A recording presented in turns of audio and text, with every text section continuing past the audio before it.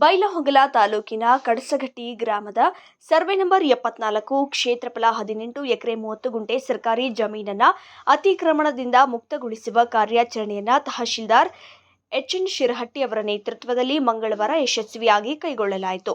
ತೆರವುಗೊಂಡ ಜಮೀನನ್ನು ಕೇಂದ್ರ ಸರ್ಕಾರದ ಪಿಎಂ ಕುಸುಮ್ ಯೋಜನೆ ಅಡಿಯಲ್ಲಿ ಸೌರ ವಿದ್ಯುತ್ ಉತ್ಪಾದನೆಗೆ ಬಳಸುವ ಉದ್ದೇಶದಿಂದ ಇಂಧನ ಇಲಾಖೆಗೆ ಅಧಿಕೃತವಾಗಿ ಹಸ್ತಾಂತರ ಮಾಡಲಾಗಿದೆ.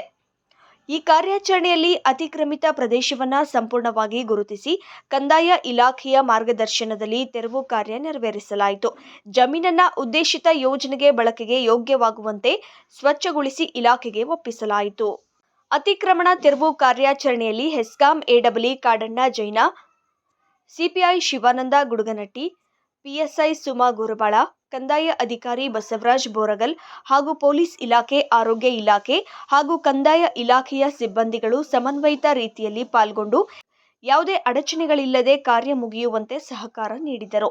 ಪ್ರಮುಖವಾಗಿ ಪಿಎಂ ಕುಸುಮ್ ಯೋಜನೆಯಡಿ ಗ್ರಾಮೀಣ ಪ್ರದೇಶಗಳಲ್ಲಿ ಸೌರ ವಿದ್ಯುತ್ ಉತ್ಪಾದನೆ ಹೆಚ್ಚಿಸುವುದು, ರೈತರಿಗೆ ಹೆಚ್ಚುವರಿ ಆದಾಯದ ಅವಕಾಶ ಸೃಷ್ಟಿಸುವುದು ಮತ್ತು ಶುದ್ಧ ಇಂಧನ ಬಳಕೆಯನ್ನು ಉತ್ತೇಜಿಸುವುದು ಸರ್ಕಾರದ ಗುರಿಯಾಗಿದ್ದು, ಕಡಸಗಟ್ಟಿಯ ಈ ಜಮೀನು ಹಸ್ತಾಂತರವು ಆ ದಿಟ್ಟ ಹೆಜ್ಜೆಯಾಗಿದೆ.